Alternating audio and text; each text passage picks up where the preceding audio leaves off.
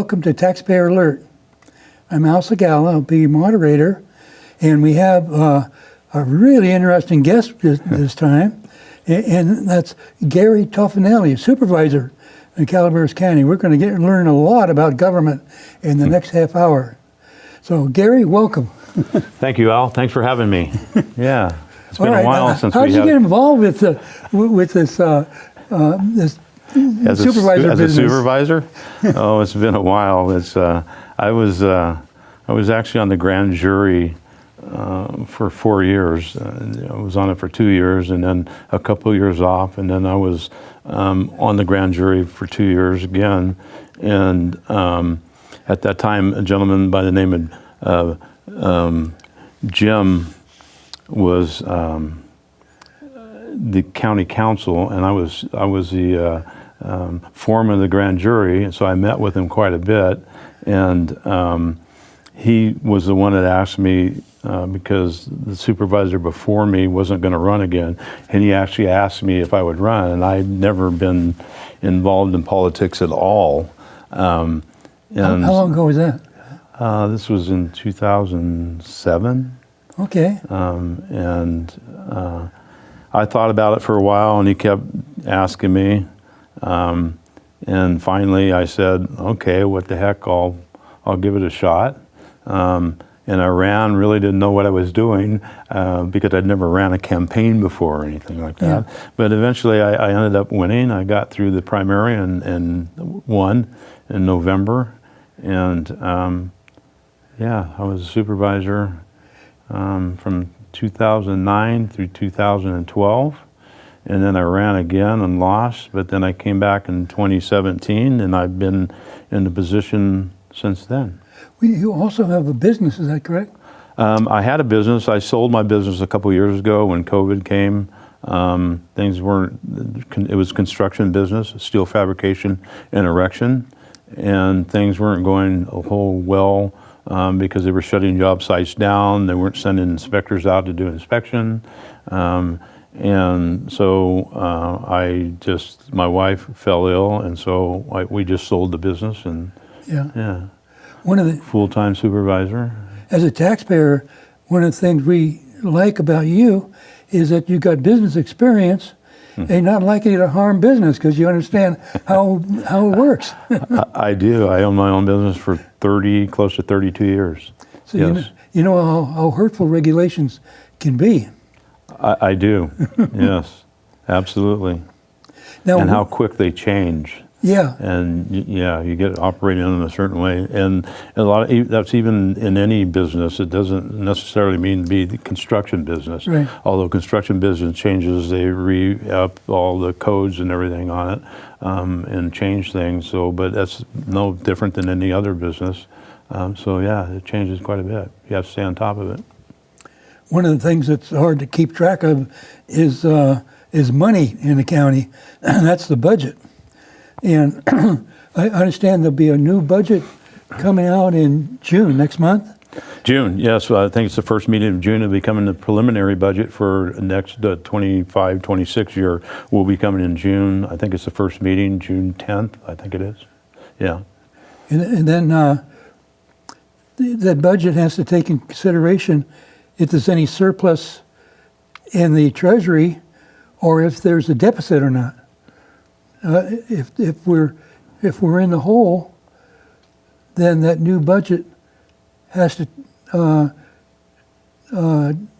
address that. Yeah, we legally, unlike the state or federal government, we have to adopt a balanced budget, and that's how you operate things. But it's a little tricky because you don't know what the state is going to do. Right. We're based on the funds that were given by the state, right, and we don't know what's going to happen here. So we have to be very careful, but we do have contingencies every year we have contingencies put aside. It's not really the Treasury, because the Treasury is something else. That's our county investments. Right. It's our contingency and our fund balance for the general fund for the year. And normally the contingencies, we put about 2% in there, and the other fund, the general fund, we usually keep in there about 7%, 5 to 7%. So the contingencies we can use during the year to, if we start going sideways on, like TOT isn't coming in, and whatever budget part of that is whatever department is being used, like the fire, like the sheriff's office or whatever, we can make up the difference there, or whatever a shortfall is there. So we can end up at the end of the year. We've been lucky for the last several years, ending up with money not spent. We can bring it back and reuse it over the course of the next year when we do the preliminary budget and the final budget. So we've been very lucky in doing that. But this year I don't know what's going on, because I've heard, and I can't say because it's not going to come to me till June, that we're a little bit behind on TOT. And TOT is we're very lucky with the department head. TOT is transit occupancy tax. When you rent a hotel room or a B&B house or whatever, there's a TOT tax that the county has put on that's collected, and we collect that during the year. You know, we're very, very lucky, like I was going to say, is we have very diligent department heads that really keep an eye on their budget. And I want to thank all of them for doing that. They just don't go out and just start spending. They really normally have, at the end of the year, money left over in their budget that we can reallocate. So we're very lucky in that. As taxpayers, we're really fortunate, because not all counties are the same as us. That's true. No. Yes. One of the things that is concerns the proposed parcel tax, Prop 218, which is fees on commercial property, and I think it's to try to bypass Prop 13, which protects taxation to a certain amount, and so that's coming up, and we I think CSAC and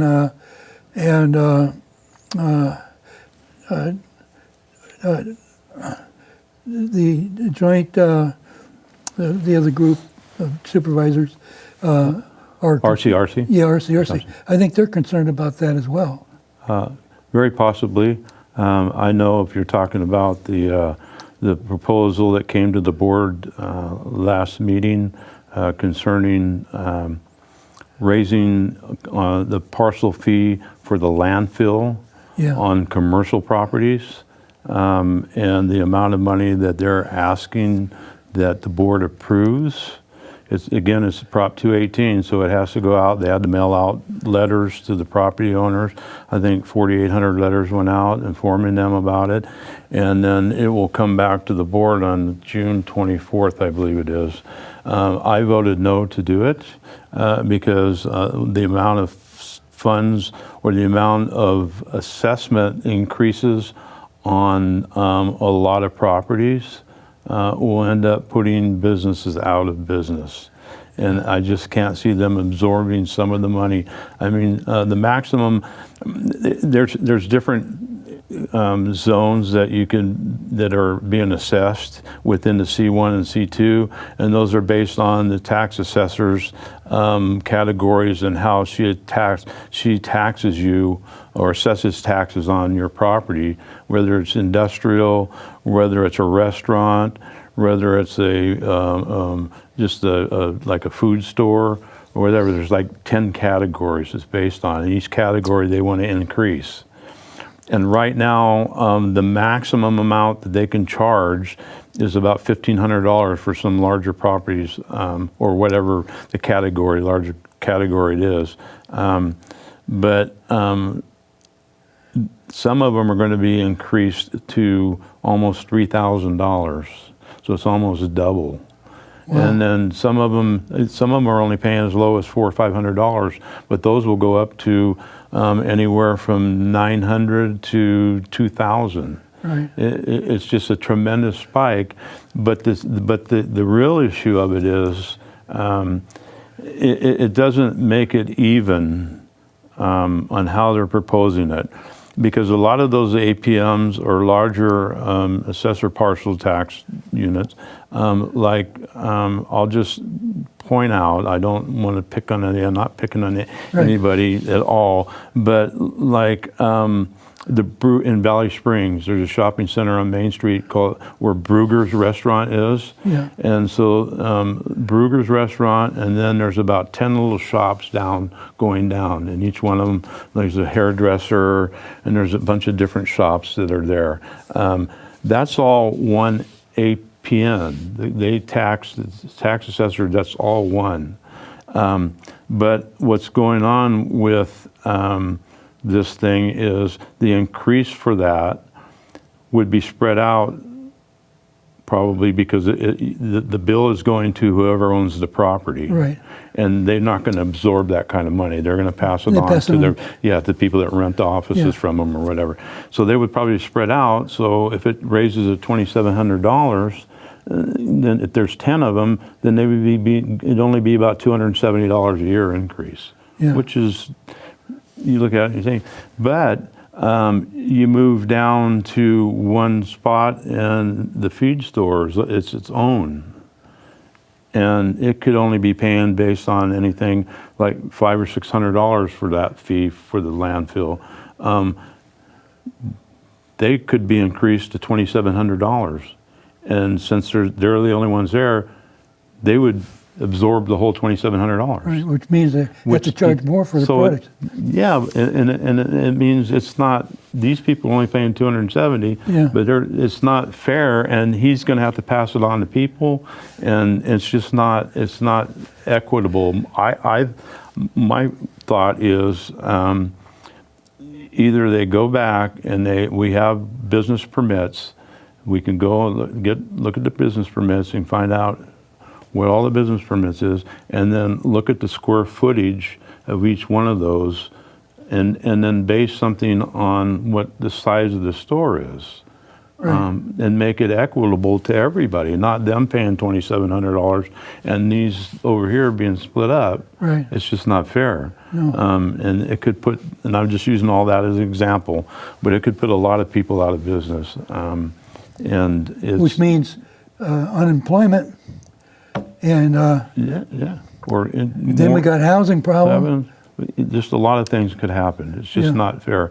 The other thought I had on it, and I'm still investigating and looking at, is instead of increasing fees at all, the possibility is maybe we could close the landfill on Wednesdays, because it's open 7 days a week right now. It's only closed 3 days a year. And the savings we would get from that, not just operating 6 days a week instead of 7, would be substantial. The other thing we can do is, right now it's open 8 to 4:30 every day. Maybe we could open it at 9 and save an hour, 7 hours a week. Add that up over the course of the year, and I can determine, and I'm all investigating all of it, and what cost savings we could be there. Could that run it without trying to increase any fees on any of the businesses that would eventually pass those on to the public, or it would make them go out of business, because right now there's a lot of businesses struggling. And with things that are going on at the state and the federal government and tariffs, and not all of it has come down to us yet. So we don't know exactly this time next year what it's going to look like. Closing lakes too is affecting our economy in Copperopolis. Exactly. Yeah. Now is the county CAO working on this, or do they have somebody trying to put together some sort of proposal that could straighten this out? No? That would be me. The only thing that's coming to us on the 24th, because 4 board members voted for it, is the proposal. And the only thing that proposal that we can do, we can say no to it and give suggestions to staff. If we vote no, 3 of us vote no to do it, give suggestions to staff to come back and maybe look at this like I was just talking about. Right. Or they could lower those parcel fees. They can't raise them, but they could lower it.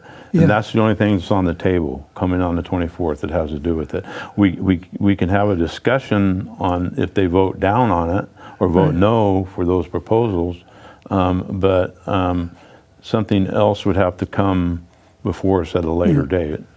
Now, can the Board of Supervisors have its own committee on the budget and to explore these type of solutions? Only 2 supervisors could be on that committee. You can't have 3 unless, well, you can, but it would have to be a Brown Act and it'd be an open Right. thing. And so it's very possible if that's what they want to do. But yeah, spread the work out a little bit rather than Gary Tofanelli trying to do everything. Well, The I'm very passionate about this because I was a business owner, like you said. Yeah. And I know right now there's a lot of businesses that are struggling right now. And this could put them out, depending on, because it's not equal across the board, like I tried to point out. It's not equal. You don't know how many businesses just say, I can't do it, and would eventually go out. Yeah, that's maybe. Well, I think the Taxpayer Association, we don't really have a large membership. We have this program, so we can support this in some ways, but we don't have money, and it's going to take an organization in the public. A lot of communication work has to be done, but I really agree with the of what you're talking about. It's just a tremendous increase. Yeah. And I think there's other ways of doing it than even if we do some type of fee increase, spread it out equal to everybody. Right. That's the way we're supposed to be in the country we live in. Yeah. And so I think that's, and then find a different way than just covering everything by just charging a fee. It's just charge more money. Just charge more money. I think you need to look at other ways again that we can cover that cost that won't affect everybody. It may affect. You may not be able to go to the landfill on Wednesdays, but from my understanding, what I'm looking at right now is Wednesdays is basically one of the slowest days Yeah. of the week that we're out at the landfill. Right. So, or even opening at 9 o'clock instead of 8. Yeah. Should not affect a whole lot of people. Okay, I'll go there at 9 instead of 8 now. So those are just things that I'm coming up with that could be looked at. I'll be suggesting, I'll have numbers on the 24th, the best numbers that I could have to reflect and offset what they're saying they need 1.5 million. So Yeah. It seemed like somewhere in the county, maybe I don't think the assessor has any budget to consider different consider any changes in the current system, but maybe the CEO can do some research and maybe in communication with other counties help a little bit. It'd be pretty hard, I think, for our supervisors to do this all on their own, especially if the committee can only be 2 people without being a public meeting. Well, anyway, our taxpayers really support this. We think that's great because that helped bring about a better tomorrow, yes, and we want that. Now, the land fees are that's an important one we need to look at. Now, I understand the animal shelter is going to go out to bid, and it's going to include some other stuff besides the shelter. And tell us a little bit about that. Well, I don't know if it's going to go out to bid yet. The DA's office, those plans, and that is coming to us in June, along with the animal shelter. Both of those projects are coming back to us. They've circled around, all the comments are made. The contractor we hired to do it has made all the changes, and so now they'll be coming back to the board. Either, I don't think it'll be the first meeting in June on the 10th, because we'll be doing budget at that time. I believe it's the second meeting, and so those projects will be coming back for board approval. And if we don't have any major comments on them, we don't know anything, then we will vote to put it out to bid, and those projects will be going out to bid at that time. I believe everything has been taken care of. It's just my thoughts on it. That I don't believe there's anything going to be said or done, and we'll just move it on to get them out to bid and find out what the final costs are on it versus what we have budgeted for them, and we'll move forward on those projects. Well, I'm kind of really receptive to the animal shelter because I got a cat there. And the cat is just a sweetheart. Your cat lives there? Yeah, well... You have a cat there? No, I went and... Well, you adopted a cat. I adopted a cat, and she's just a sweetheart. And that's great. And so the part that the cat came from was called the cat house. The cat house, yes. Yeah. It's a little separate. Yeah. And it was well run. And it's clean and everything. Yeah. I don't know about the doghouse. They keep it relatively clean. Yeah. It's just not updated, and it's not. Yeah, it needs to be replaced. And I was the one that actually brought it back and pushed it, and the board agreed to move forward on it. Yeah. Because at one time they killed it, and why?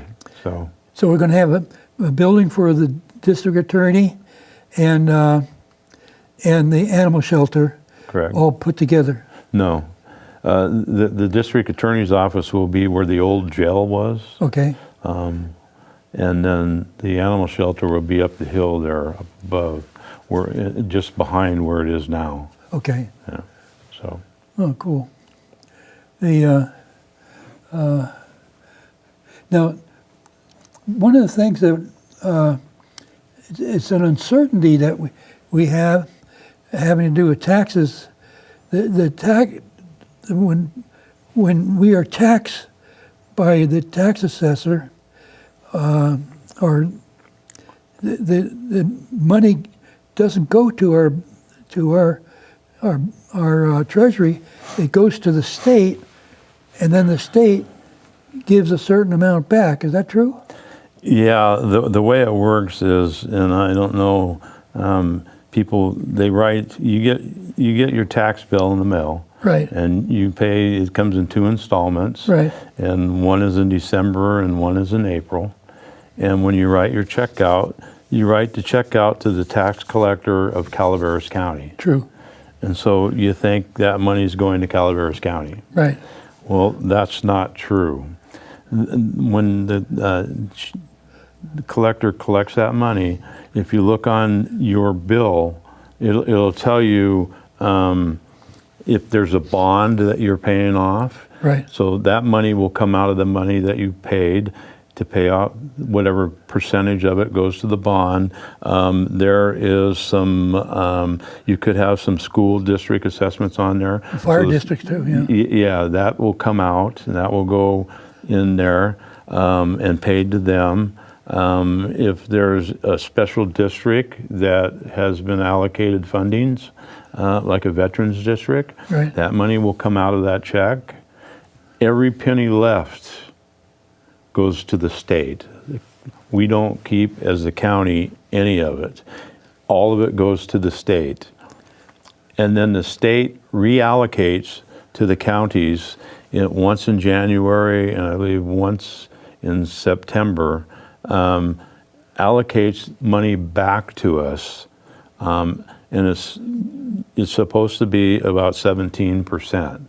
So we only get, minus those bonds and special districts, 17% of the money that you write to the tax collector.